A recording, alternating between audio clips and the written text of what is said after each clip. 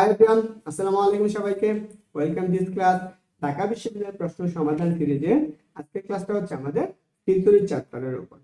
ওকে, যেহেতু আমরা স্থিরতড়িৎ চ্যাপ্টারের উপর আগেও ক্লাসগুলো করেছি, যেহেতু আমরা আজকের ক্লাসটা হচ্ছে কি ঢাকা বিশ্ববিদ্যালয়ের প্রশ্ন সমাধান 2001 এবং 2 সেশনে আসা একটা প্রশ্ন। তো প্রতিবারের মতো আবার বলবো, তুমি আমার চ্যানেল নতুন হলে অবশ্যই সাবস্ক্রাইব করে দিও এবং লাইক এন্ড কমেন্ট অবশ্যই তোমরা তোমার বন্ধুদের কাছে ক্লাসগুলো শেয়ার করে দিও।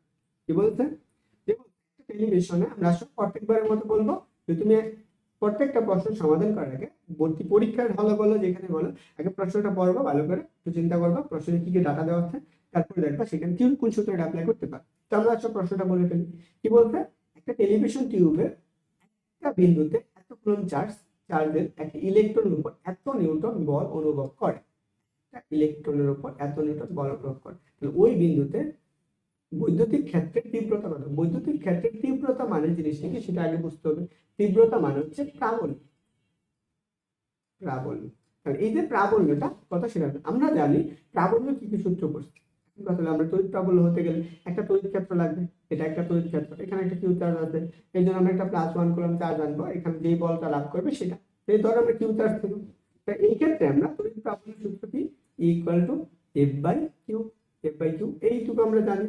আমরা আরেকটা সূত্র পড়ছি, সেটা হচ্ছে আমাদের কত, equal to 1/4πε0 Q divided by r। এবং আরেকটা সূত্র পড়ছি equal to minus dV divided by dr। Okay, dV divided by dr।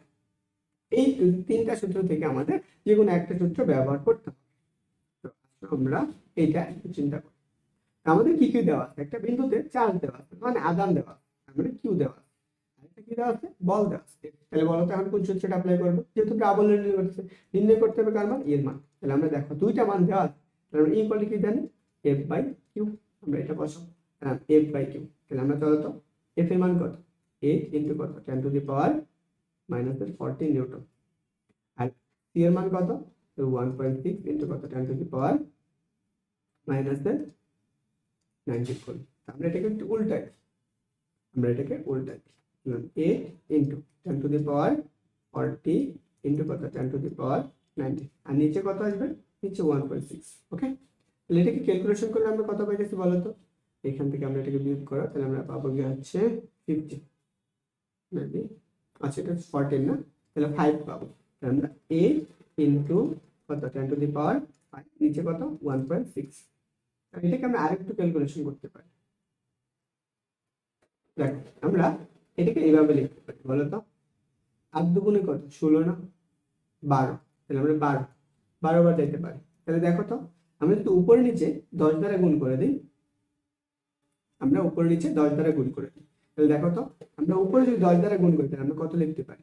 আমরা এখানে লিখতে পারি সেটা হচ্ছে 8 ইনটু 80 ইনটু কত 10 টু দি পাওয়ার, নিচে কত আসবে 16, 10 টু দি পাওয়ার কত, এটাকে যদি তুমি কাটো 80 কে কাটো তাহলে 5 পাবো। তাহলে আমরা কত পাইতেছ, 5 ইনটু কত 10 to the power 5, 10 to the power 5 newton আর কত কুলম্ব। কেউ যদি এই প্রশ্নটা হিসাবটা না বুঝো তাহলে অবশ্যই কমেন্ট করো, কারণ আমি কি সবগুলো কি হাতে ক্যালকুলেশন করে দিচ্ছি, কিভাবে হাতে ক্যালকুলেশন করতে হয় সেটাও দেখাই দিচ্ছি। ক্লিয়ার? তো সবাই ভালো থাকো, সবার জন্য শুভকামনা রইল। এবং তুমি আমার চ্যানেল নতুন হয়ে থাকলে আমাকে সাবস্ক্রাইব করে দিও। এইটা মোটামুটি আমাদের স্থিরতড়িৎ চ্যাপ্টারের মোটামুটি আর কয়েকটা এমসিকিউ আছে, সবগুলো সমাধান করলে মোটামুটি একটা ভালো একটা এভারেজ নাম্বার চলে আসবে। ওকে, তো ভালো থাকো সবাই, সবার জন্য শুভকামনা রইল। আসসালামু আলাইকুম।